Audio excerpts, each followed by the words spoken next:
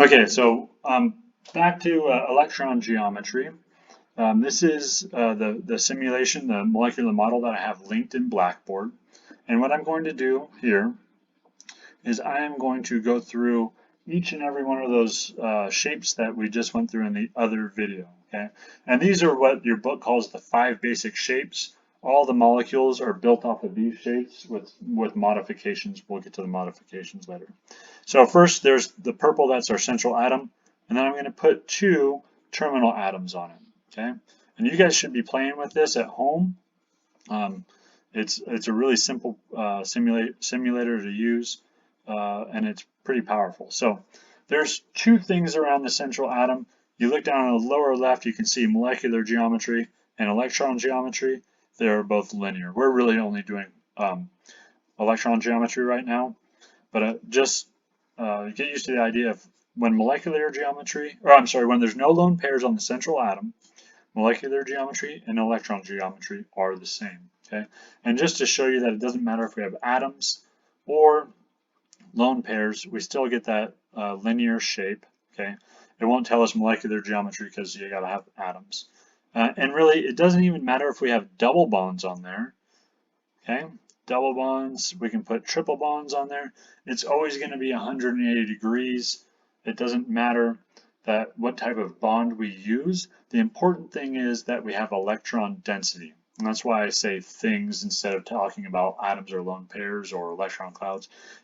If we have a thing there, it's going to repel some other thing. It doesn't matter what it is.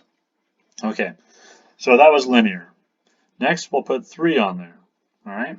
Now 3, we put the program automatically finds the equilibrium position, and if we look at molecular geometry and electron geometry, they both give us trigonal planar. Okay, why planar?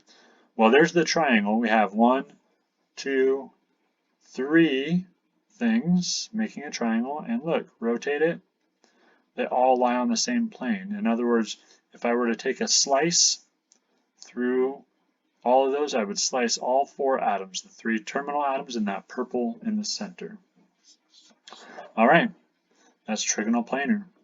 And again, 120 bond angle, 120 degree bond angle. Put a 4th one on there. Now the bond angle automatically goes to 109.5. And if I orient this, if I can orient this, there we go. If I orient this like it was on the last video, we have this guy and this guy that are kind of wiggling. Those are in one plane on the screen.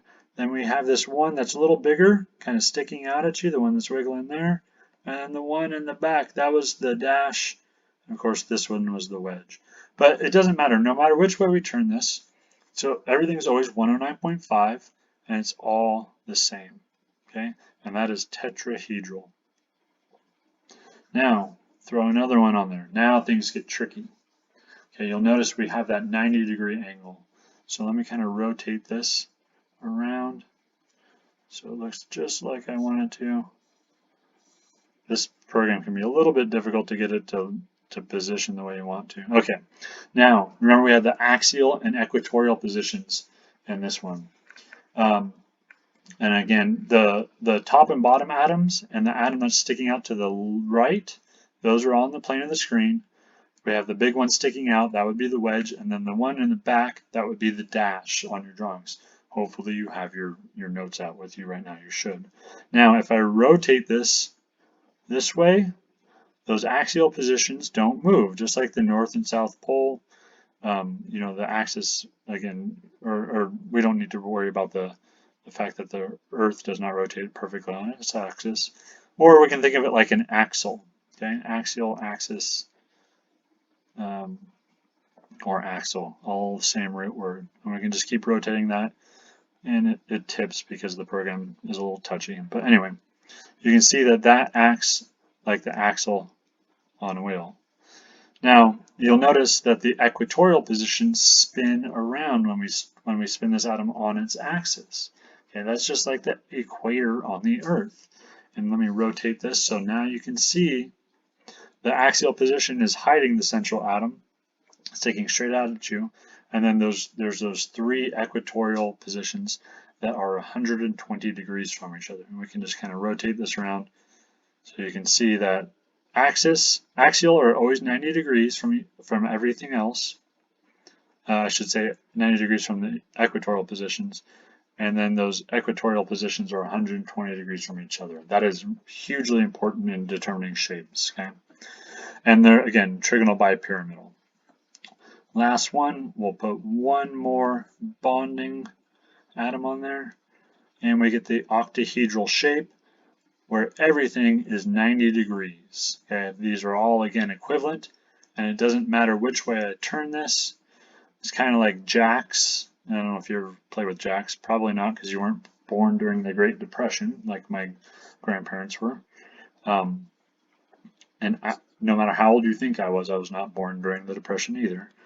But these are all equivalent, and they look like jacks that kids used to play with, before electricity. Okay, and again, I don't know why, but just to show you, it doesn't matter if we have a double bond, triple bond, whatever, we still get the same shapes, okay? It doesn't matter what the bonding looks like or anything. We'll talk more about bonding later.